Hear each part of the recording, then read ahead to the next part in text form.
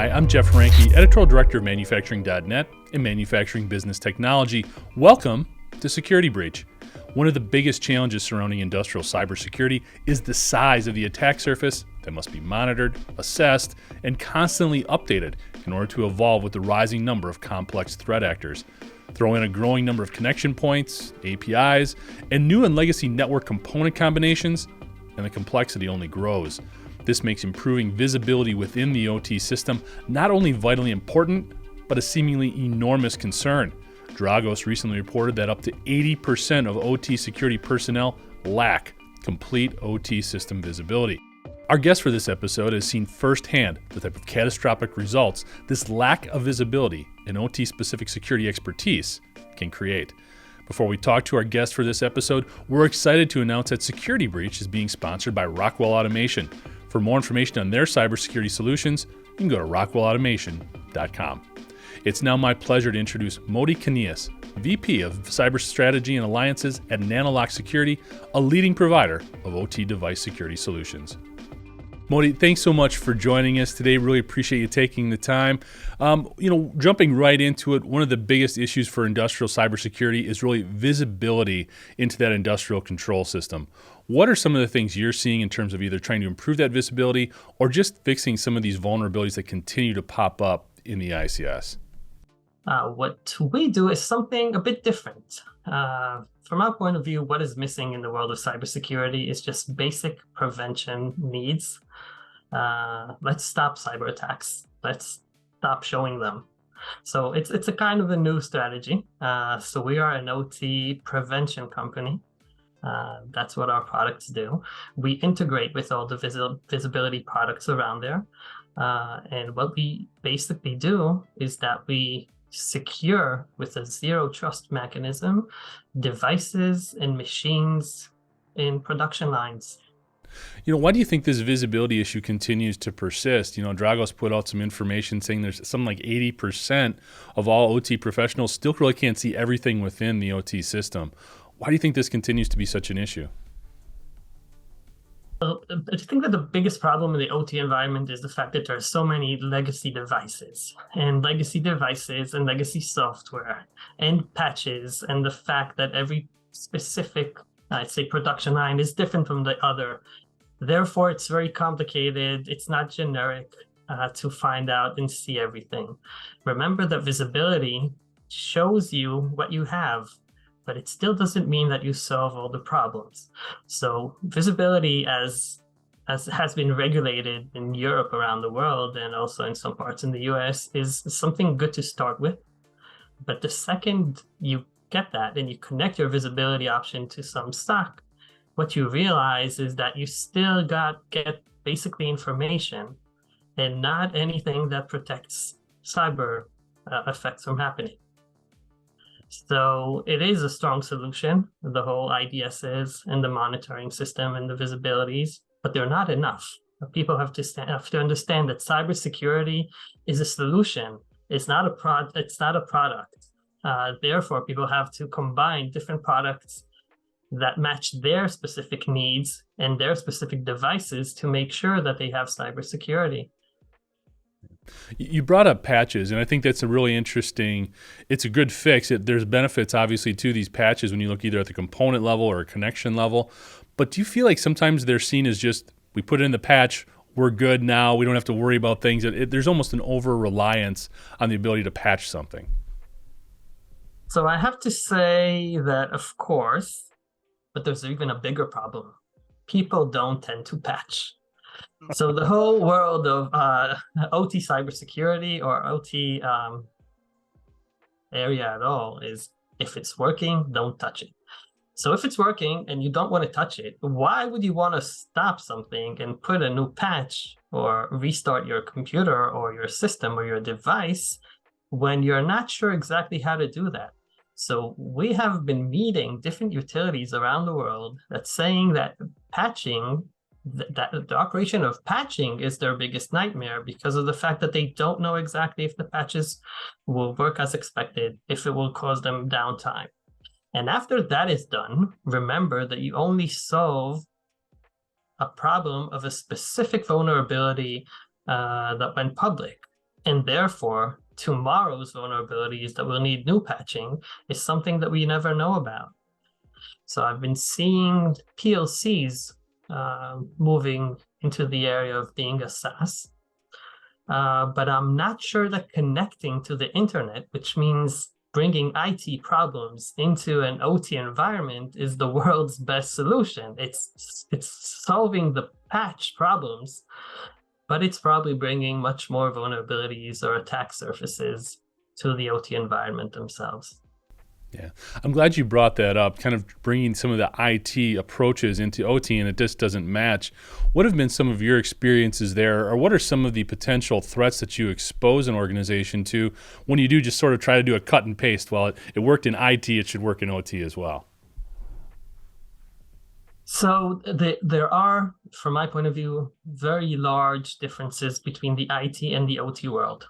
I'll start from the basic. In the IT world, where computers are used for information, we always share our data between one computer to another. That's the way the internet works. We have a different bytes or megabytes or whatever, a lot of communication going through. The OT system doesn't work like that. The OT system is basically binary orders of PLCs telling machines and devices to do this and that. Therefore, in some ways, and there are abilities, you can run some of the OT devices with, I'd say, read-only abilities. It's kind of like turning your computer in the past in Windows XP. We had safe mode when we had computer problems, and it offered our safe mode. So it never worked. You could not work on safe mode because what it basically did is that it blocked your hard disk from writing on it. But in the OT world, you could do that. You can turn some of the devices to read-only, and therefore, even if there is a malware or any malicious program that is running in the system, if it can't upload itself on a device, let's say a PLC, because the PLC is locked by the vendor's locking mechanism, the problem is solved. Not for the whole network, but for specific that PLC that could be connected to a very big machine, an oven, a pump, a valve, that could be very critical. So what's been happening is that because of the fact that the whole world of cybersecurity started from IT, then companies started saying, okay, if we can't make computers stop connecting to one another and moving around data in the world of IT, as I said, it's a must. So it's probably the same way in OT. So if we can't prevent computers from communicating to one another, then we could probably use this. We have to use the same mechanism and understanding in the OT world, but that's not true. So taking visibility or taking monitor and taking, I'd say even anomaly detection and putting it in an OT environment could be good, but it's not perfect. Today I just wrote that there's it's fresh news, that there's a Russian ransomware group who said that they attacked a Canadian pipeline today. Oof. Okay. So maybe we're going through that again. So the world's biggest secret is that there really isn't cyber protection in what's called level 1 devices in the Purdue model. Okay. The reason for that is the fact that it's, I'd say, the backbone of the OT environment. And it comes to the same idea of if things work, don't touch them. So what we've been starting to see around the world, probably due to the whole Russian-Ukrainian war and the fact that manufacturing became number one's attack list, is that countries have been moving into regulating level 1 devices, RTUs, PLCs, even industrial computers. Not saying monitor them, because if you want to monitor something, what you usually get is an alert. And if you want to prevent a cyber attack, then you need cyber protection. You basically need to lock a PLC to make sure that nobody can change their software without you permitting that. So basically, that's what we do. We're a zero trust cybersecurity firm to the device. So the device means that we work with the PLCs, we integrate into RTUs, to smart meters, to electric EV charging stations. And it wasn't regulated in the past. It's coming into regulation. A lot of great points there, Moty. I want to back up a little bit. You talked about the legacy systems that are causing some issues when we bring in some sort of new technologies. You also talked about sort of the segmentation approach in terms of cybersecurity. All of this is something that can probably be put into a cybersecurity plan, ideally, in improving the defensive posture. When looking at all of those different components, where do you start? If you're an industrial, especially if you're a small to medium-sized industrial enterprise, and this is something that you're now just becoming more aware of, again, where do you begin? Of course, I'm a big fan of NIST, and I like the whole idea of make your own risk assessment. But I'll help guys with that. If you're a manufacturer and that's what you do, then protect your manufacturing abilities. And I'm not sure that segmentation is the best protection plan you have. Remember, segmentation will send an alert to some kind of SOC, and then you need an experienced person to deal with those alerts and to make sure what is a false positive and what is a true positive in order to make sure that you're under attack. And the biggest problem is that when you find out that it is a real attack, you've been attacked already. So it's always after the event already happened. Therefore, I'm not a big fan of segmentation, but it's needed. And as I said before, it's a product. People should look for solutions. So my advice is get yourself a nice patch of or a nice pack of different cyber products. Make sure that they integrate together. Find yourself like a level 1 of cyber protection. I'd say in the IT environment, always use multi-factor authentication. It's crazy how much risk you take down once you just use multi-factor authentication. Have some sort of segmentation and a SOC service. Make sure you also have cyber protection in critical assets. And if you're a manufacturer, continue manufacturing. Protect those. Absolutely. You also talked a lot about the changing sort of attack vector, if you will, a lot of the threat actors out there. Are there any, you mentioned, the Canadian energy infrastructure coming under attack. Are there any either types of attacks or attackers that are sort of on your radar right now that you see as gaining momentum? So what we're seeing in the Russian-Ukrainian war is it's very easy for us to look at it as a very, I'd say, Ukrainian area war, but it's not. When you look at cyber, we're kind of in a world war. You have the Chinese and the Russians working together with the Iranians. They're not only giving weapons to one another, or at least giving weapons to the Russians. They're working together in cyber and attacking mostly the US. So BBC today sent a warning for critical infrastructure in Great Britain, saying that the Russians are now aiming them. So it's cyber all over. And what we have is alliances between Chinese huge cyber power with the Russians that are not aiming Ukrainian assets anymore, or at least not, they're attacking everything, but they're aimed at, I'd say, Western countries. And with that, I'll say, and what I'm already starting to see is, I talked before about how easy it is to manipulate people. So people have been going into the whole AI world and saying, okay, AI will help people to program better. And I know people who used chat GPT to write malware, because at the end of the day, it's just a program. It's do this and that.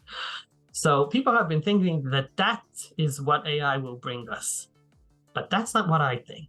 Well, the biggest drive for AI is to influence us to buy things. And if you think of AI abilities to influence us, it means manipulating people to clicking links and also to open files. Do you see that AI then also being used as a potential tool or solution for the good guys in cybersecurity perspective? I'd say that it has to. Right. Because at the end of it, if you use it to write malware, then you can use it to write a program that will do the other, the opposite of that. But when you think about the fact that a human vulnerability, such as the ability to manipulate people, and try to turn that into a cybersecurity defense mechanism, I can't even imagine it. So I don't know. If I had a good idea, I would probably open a startup that would do that. Circling back a little bit to the threat landscape and looking at some of those organizations, a lot of times what we've seen is there's been a lot of private organizations, maybe they're state-sponsored. Are you seeing the sort of individual organizations doing more work now? Or is there more state-sponsored activity, or is it a combination of both in terms of what's coming after infrastructure and U.S. industry? So the way I see it, in the history, you had two groups. You had nation-state actors that used to do cyber attacks, usually used zero-day vulnerabilities. Israel, according to different used to do that in the past. But what happened, and you had, I'd say, cybercrime groups or individuals or even organized crime who made money out of a new kind of protection plan, pay us a ransom so that we won't do this and that. But I think that what happened in the past few years, and we have reporters even reporting that, is that we have ransomware groups out of North Korea funding their nuclear and missile plan from ransomware.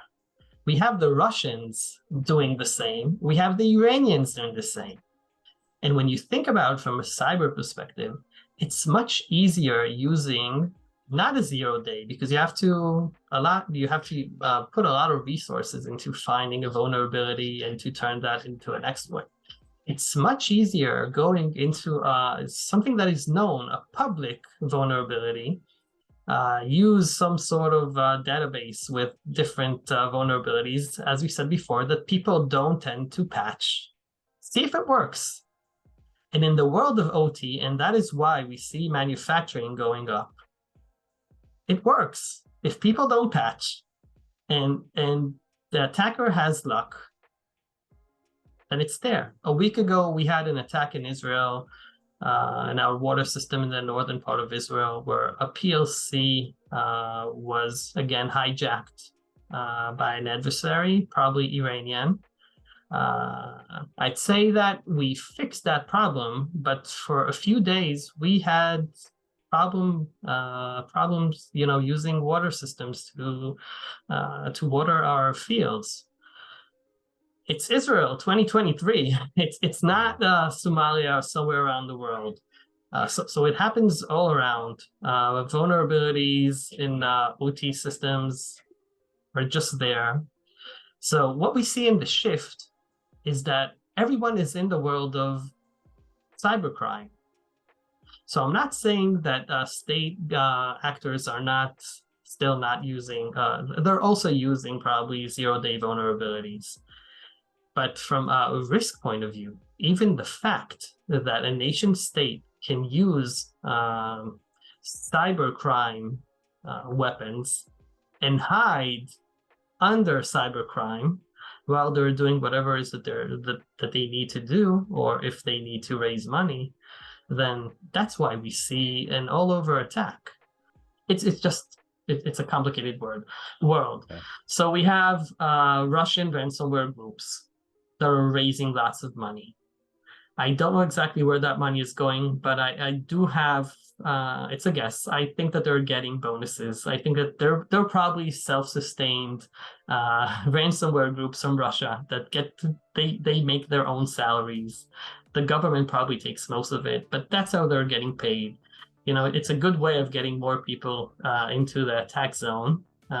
When people in 2022, according to what companies declared, so ransomware groups made almost $500 million in ransom. Yeah. And that's only what's reported. So we don't know exactly in what countries you have to report. I'm not sure that in Israel people always report. It's crazy. It's millions of dollars a day on ransomware, which is a very basic software you can use Chat GPT to help you do that if you're really interested. Yeah, completely agree. As the industrial sector, as the operating environment's gotten more complex, the hackers have stepped up their game in response, and they're finding more of these vulnerabilities to take advantage of. And it seems to make sense when you look at some of these nation states or some of these individual organizations, basically probably hitting a lot of these smaller organizations that are not reporting what's going on. Makes that ransomware number even bigger and even more of an issue. But when it's not reported, there's going to be less response. You mentioned a number of like $500 million. We know it's bigger than that because those are just the companies that had to report it. Here in the U.S., President Biden is making infrastructure-based companies report cyber attacks and get Homeland Security involved. But if you're a small to medium-sized manufacturer and you're hit, if you don't have to and you can just pay the ransom and get back up and running, you're probably going to do that, which just further complicates the whole issue. Which kind of brings me to my next questions. It's a long way of getting there. But one of the issues, I think, when it comes to solving a lot of these problems is in-house expertise. A lot of small, medium, even larger manufacturers just don't have an OT cybersecurity expert in-house. We just don't have that skill set readily available. So it's good to find out about the vulnerability. It's good to be able to look inside your ICS and see these problems. But if you don't know how to respond to it, what are you supposed to do? I'd really like to get your feedback in terms of how can we ramp up our army of OT cybersecurity people to help defend our organizations better? It's a tough question because, I was raised in a country that we have an army that is mandatory. So for me, it was easy. I was once asked, how did you get into cybersecurity? That's what I did in the army. And I'm a colonel in the Israeli army. That's what I did in my past. So it's what I did as a living. So when I left the system, it was very basic for me to just continue into the motion. So now let's talk about normal countries. Schools and education. So I know, at least I read that somewhere, that there are 200,000 cybersecurity experts missing. Is that possible in the US market? Is that the number? 200,000? Yeah. It's at least. So it's crazy because the government has to open classes and make sure that they get the right people into those classes and bring them. We need women in cybersecurity. We men tend to think all alike. So bring the diversity, bring women, bring different people who think otherwise. Our way of being better in cybersecurity is to work together in a combined and very heterogeneous system. But we need the system to be like the US sports. It's the only way. Yeah. Invest in it. Give people the ability to make money and a living out of it in the beginning of the state. After you're experienced and you know what you need, then it's not that complicated finding a job. But getting there, that's tough. Yeah. No, I agree with you 100% in terms of sort of a grassroots effort and starting early and promoting the effect that we need these individuals and we need to refine these skill sets. I think part of the problem there, and honestly, there's a skills gap concern throughout U.S. manufacturing in all areas, in all facets. We need more industrial engineers. But when it comes to cybersecurity, it makes it more difficult because in order to identify or to promote the fact that we need these individuals, we also have to admit that we have a problem. And I think that's a big issue because what tends to happen is when somebody gets hit with a cyber attack, they don't want to tell anybody. They want to keep it close to the vest and just sort of deal with it internally. So how do we balance that in terms of how much transparency, I guess, should there be in cybersecurity? I've always been an advocate of sharing a lot more of the information than we do. I don't want to glorify hackers or point a finger at somebody who did something wrong, but we need to get all this information out there. Is that a government role? Is that private industry? How do you see it? So of course it's a government role, and I said cybersecurity is trying to do that. But I'll tell you that I think that the problem is even worse. And if you don't like it, erase this out of it. So when there's no OT CISO in a production line, when something goes down, it's an operational problem. Oh, that PLC stopped working. Let's replace it. It's not, oh, let's bring an IR team and get forensics and ask questions. So if there are no cyber people in the OT environment, there isn't a person who knows that there's a cyber problem. So you're trying to tell them to report about a malfunction of some device or some computer.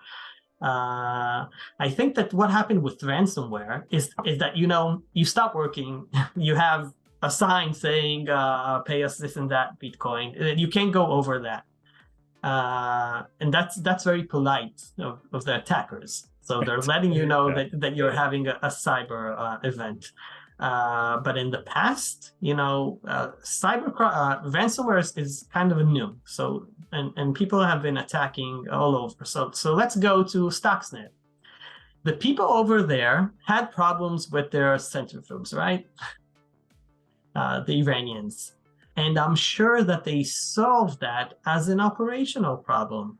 They kept on bringing new devices and saying, oh, well, that went wrong and that went wrong. It was only, according to what's been publicized, that when Stuxnet went crazy all around the world, that a cybersecurity firm said, oh, there's a problem with this software of Siemens. And then the Iranians woke up and said, hey, now we understand. So I have a feeling that the way that it happened to the Iranians, because, they knew that they had problems, but they never thought it was cyber. And it was probably the world's first known attacks. But let's go into an oil and gas company. If there's no one there who collects forensics and goes over lots of data to make sure what happened and what didn't happen, if there's a connection between a phone call or a link or a file that somebody got in the IT system that did something, if you don't have a visibility or a monitoring system, you won't know about that. So the lack of cybersecurity in people and in products makes cyber not a problem because it doesn't exist. All there is just operational problems of weird computers or devices that stopped working. Yeah, it's that whole head in the sand. If we don't see the problem, it doesn't exist. Do you think that's shifting? Is that starting to get better, or is it still a prominent sort of tactic, if you will? I think that ransomware is helping us. Okay. Yeah. Because you cannot put your head down when you have a ransomware attack just going all over your plant. Yeah. So I'll tell you again, the Colonial Pipeline. They tried putting their head in the sand and they tried fixing the problems themselves. Didn't work. They paid the ransom. Yeah. U.S. citizens paid a lot because of their decision, and that's what happened. So again, it wasn't the first, and I know that there were executives there that lost their job, but who knows? So I like the fact that at least now that there's an alarm, which is pay ransom when people get hit by ransomware. But it's the way of waking up board members. A few more things changed now in the US. The responsibility of security is now on board members. And I think it's important for them to understand what it means and what are cyber risks. Yeah.